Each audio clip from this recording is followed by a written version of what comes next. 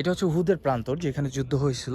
ওই যে দূরে দেখা যাচ্ছে একটা পাহাড়, এই পাহাড়ের উপরে আই মিন ব্যাপারটা হয়েছে কি একটু লম্বা কাহিনী। কাফেরদের সংখ্যা ছিল ৩০০০ আর আমাদের মুসলমানদের সংখ্যা ছিল মাত্র ১,০০০। তখন নবীজি সাল্লাল্লাহু আলাইহি ওয়াসাল্লাম তার সৈন্যবাহিনীকে এমন সুন্দরভাবে শ্রেণীবিন্যাস করে, তিনি ৫০ জন তীরন্দাজকে মানে যারা তীর মারা এক্সপার্ট তাদেরকে ওই পাহাড়ের উপরে এই পাহাড়ের উপরে শিফট করেন। অ্যান্ড এই পাহাড়ের উপরে রাখে যে তোমরা আমাদের যদি শহীদও করে ফেলে কাতলও করে ফেলে এই মাঠে মানে এইখানটায়, হ্যাঁ, যদি কাতলও করে ফেলে তাহলে তোমরা করবা না, আমাদেরকে হচ্ছে বাঁচানোর জন্য ওইখান থেকে নামবা না, কোনো ক্রমেই ওইখান থেকে নামবা না। এটা ছিল নেতার ওয়ার্ডার সৈন্যবাহিনীর উপরে। কিন্তু মুসলমানরা তখন খুব ভালো একটা পর্যায়ে চলে যায়, যুদ্ধের সময় খুব ভালো একটা পর্যায়ে চলে যায়। দেন ওই ৫০ জন তীরন্দাজ তারা মনে করে যে আমরা তো জিতে গেছি, দ্যাটস ওয়াই তারা ওই যে আমাদের আর রাখে কে, আমাদের আর থামাকে, সুতরাং তারা ওইখান থেকে নেমে পড়ে। অ্যান্ড নেমে পড়ার পরে আপনার কাফেররা এর মধ্যে একজন খুব বীর ছিল, সে এইখান দিয়ে এসে উল্টো সাইড থেকে কিছু কাফের নিয়ে উল্টো সাইড থেকে আক্রমণ করে, আক্রমণ করে মুসলমানদেরকে একটা বিভ্রান্তির মধ্যে ফেলে দেয়। এটা হচ্ছে উহুদের ময়দানের যে মসজিদ, সেই বিভ্রান্তিতে ফেলে দেওয়ার পরে সেইখান থেকে সবাই মানে একটা এমন একটা পর্যায়ে চলে যায়, একসাথে ৭০ জন সাহাবাই কেরামকে, যারা নবীজির খুব কাছের সাহাবাই কেরাম ছিল এবং আনসার ছিল, মুজাহিদ ছিল সেইখানে, সেই সাহাবাই কেরামদেরকে হত্যা করা হয়। অ্যান্ড হত্যা করার পরে এই যে তাদের এইখানে যেই জায়গায় নবীজি বলছিল যে যেই কয়জন মানুষ শহীদ হয়েছিল সবাইকে আমি একটা করে তাদের কপালে চুমু দিব, এই হচ্ছে সেই শহীদগণ যাদেরকে আল্লাহ শহীদি মর্যাদা দান করছে। এটাকে বলা হয় শহীদের সোহাদা। এই জায়গায় তাদেরকে কবর দেওয়া হয়েছে। এখানে নারীদেরও অনেক অবদান আছে। এখানে একজন নারী আছে, তার নামটা আমি ভুলে গেছি। তিনি ওই অবস্থা দেখা যে মুসলমানদের অবস্থা তো খারাপ, হ্যাঁ, তিনি একা তীর ধইরা কতজন তোমার কাফেরদের সাথে যেন একা মোকাবেলা করছে তীর অ্যান্ড বল্লম নিয়ে।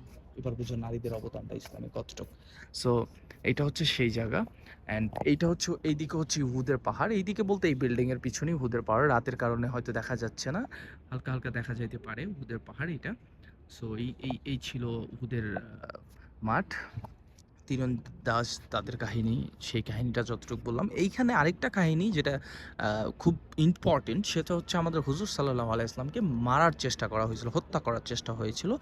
অ্যান্ড তখন কাফেররা সবাই মিলে বলতেছিল যে মুহাম্মদ সাল্লাল্লাহু আলাইহি ওয়াসাল্লাম তাকে কাতল করো, তাকে কাতল। তো সবাই তীর ধনুক বর্ষা এগুলো মুহাম্মদ সাল্লাল্লাহু আলাইহি ওয়াসাল্লামকে টার্গেট করে ছুঁড়ে মারতেছিল। ঠিক তখন ওই সময়ে মুহাম্মদ সাল্লাল্লাহু আলাইহি ওয়াসাল্লাম তার তরবারি জাগিয়ে ঘোষণা করেন যে কে কে আমার সাথে জান্নাতে যেতে চাও।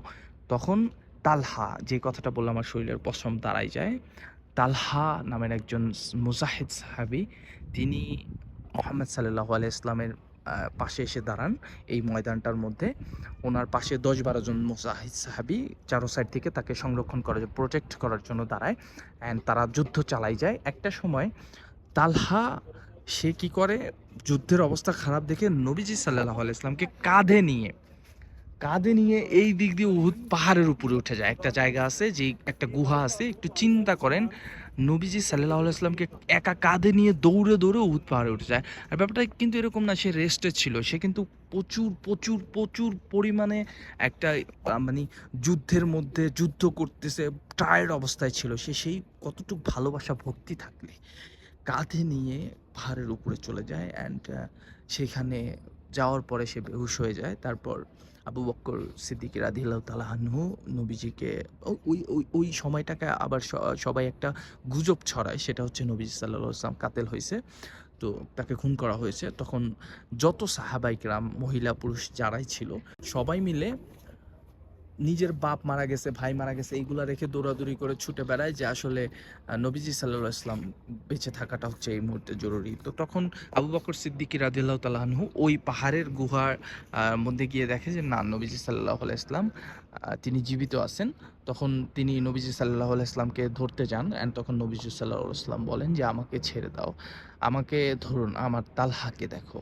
তখন আবু বকর সিদ্দিক রাদিয়াল্লাহু তাআলা আনহু তালহার কাছে যায়, গিয়ে দেখে যে সে আলহামদুলিল্লাহ বেঁচে আছেন এবং তার শরীরে ৭০টি তীর বর্ষা অ্যান্ড যেটাকে বলি আঘাতের চিহ্ন, তীর ঢুকে গেছে অথবা বর্ষা ঢুকে গেছে, বল্লাম ঢুকে গেছে, আমরা বাংলা ভাষায় যেগুলোকে কাতরা বা কাতল বলি, এগুলা ঢুকে গেছে। তো